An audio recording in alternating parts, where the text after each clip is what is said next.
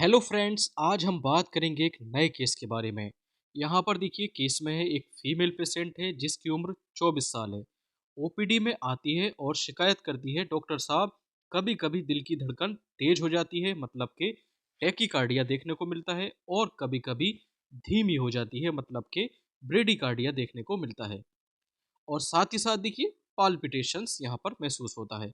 Palpitations मतलब कि धड़कन का इरेगुलर फील होना, मतलब कभी तेज हो जाना कभी कम होना।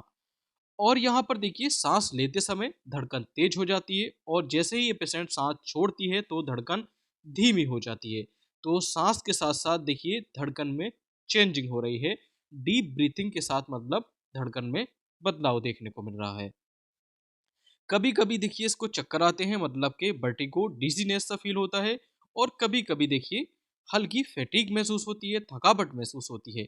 देखिए चेस्ट में कोई पेन नहीं है, चेस्ट में किसी तरीके का कोई दर्द नहीं है। और यहाँ पर सिनकोप मतलब कि बेहोशी भी नहीं है। तो ये शिकायतें इसको 6 से लेकर 8 महीने से हो रही हैं। एंजाइटी मतलब कि चिंता में ये सिम्टम्स ज़्यादा इसको फील होते हैं। देखिए इस केस से हमको पता लगाना है कि पेशेंट को कौन सी बीमारी है। देखिए यहाँ पर डॉक्टर ने इसकी केस हिस्ट्री ली। तो केस हिस्ट्री में देखिए कोई हाइपरटेंशन नहीं, मतलब कि कोई बीपी का ज़्यादा नहीं, और डायबिटीज़ नहीं, हार्ट की कोई बीमारी नहीं, और थायराइड डिसऑर्डर भी नहीं देखने को मिलता है। इसके अलावा देखिए क्रॉनिक मेडिकेशन भी ये पेशेंट नहीं ले रही है। इसके अलावा जनरल एग्जामिनेशन में देखिए जो पल्स है वो इरेगुलरली रेगुलर देखने को मिली, मतलब कि पल्स जो है वो इरेगुलर है एक रेगुलर वे में, मतलब कि इरेगुलरिटी एक रेगुलर तरीके से देखने को मिल रही है।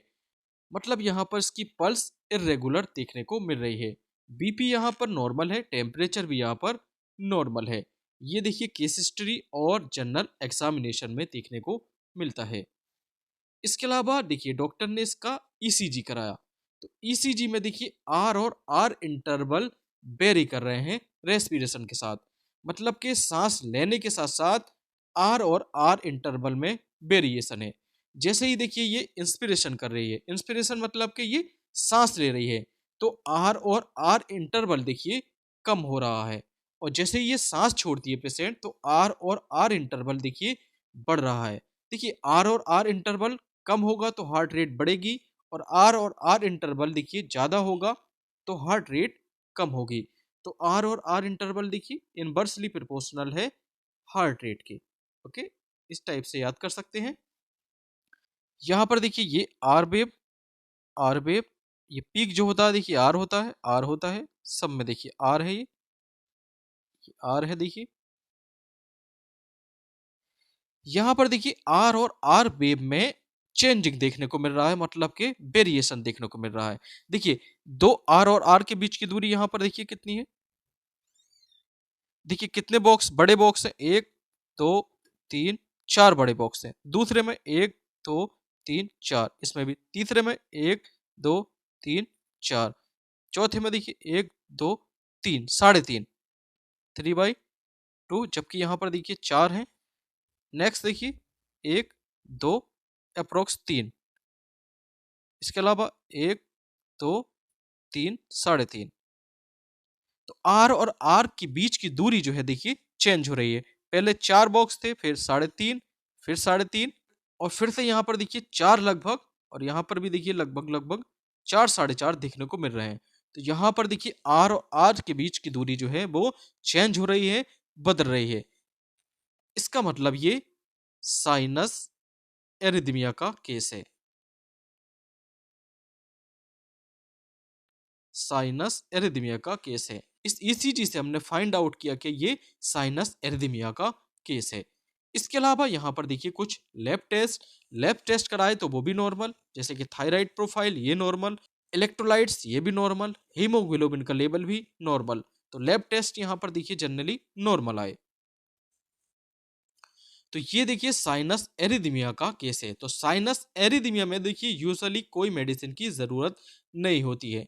यहाँ पर इसका देखिए प्राइमरी जो ट्रीटमेंट होता है वो एश्योरेंस होता है, मतलब कि पेशेंट को यहाँ पर आश्वासन देना होता है कि ये जो है देखिए एक नॉर्मल वेरिएशन है, और यंग पेशेंट में ये कॉमन देखने को मिलता है। तो primary treatment assurance, no drug required. तो पेशेंट को समझाना होता है कि ये नॉर्मल वेरिएशन है, और देखिए रेस्पिरेशन के साथ साथ हार्ट रेट चेंज होना नॉर्मल फिनोमिना है, और जनरली ये एडल्ट पेशेंट में देखने को मिल सकता है। तो ये था देखिए इसका प्राइमरी ट्रीटमेंट। दूसरा देखिए, पेशेंट अगर सिम्टोमेटिक है, मतलब कि पेशेंट में एंजाइटी और पाल्पिटेशन ज़्यादा हो, तो इसको हम सिम्टोमेटिक पेशेंट बोलते हैं। इसमें देखिए बीटा ब्लॉकर क्लास की मेडिसिन प्रिस्क्राइब कर सकते हैं।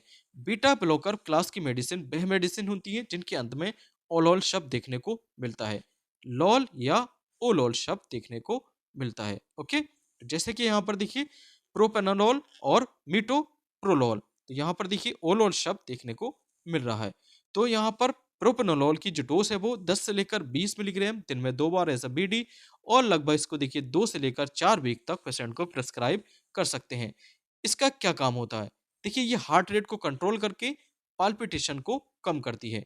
यहाँ पर या तो देखिए प्रोपेनोल या मीटोप्रोलोल का यूज किया जा सकता है। तो मीटोप्रोलोल की जो डोज है वो 25 मिलीग्राम दिन में 1 बार, और इसको भी देखिए 2 से लेकर 4 वीक तक दे सकते हैं। तो मीटोप्रोलोल ये एंजाइटी रिलेटेड टेकिकार्डिया को कम करती है।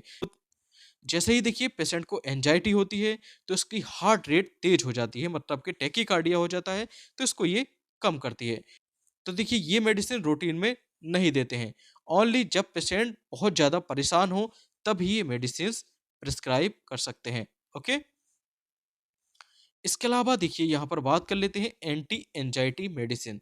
अगर देखिए एंजाइटी पेशेंट में प्रोमिनेंट हो, एंजाइटी ज़्यादा देखने को मिल रही हो, तब यहाँ पर देखिए एल्प्राजोलेम का यूज़ कर सकते हैं। एल्प्राजोलेम की 0.25 मिलीग्राम डोज, एच मतलब कि रात को सोने से पहले, और इसको देखिए 5 से लेकर 7 दिन यूज़ कर सकते हैं। कब यूज़ करनी है? जब एंजाइटी हो। तो ये एंजाइटी को देखिए कम करती है। देखिए इसको पेशेंट का एडिक्शन हो सकता है, तो इसी कारण इसको लॉन्ग टर्म यूज नहीं करते हैं। देखिए साइनस एरिथमिया के केस में कौन कौन सी मेडिसिन नहीं देते हैं? यहाँ पर एंटी एरिथमिक ड्रग्स, डिगॉक्सिन और एम्यूडरॉन, लॉन्ग टर्म बीटा ब्लॉकर नहीं देते हैं। बीटा ब्लॉकर जैसे कि मीटोप्रोलोल, ये मेडिसिन लॉन्ग टर्म नहीं देते हैं। ओके, तो ये था देखिए साइनस एरिथमिया का केस।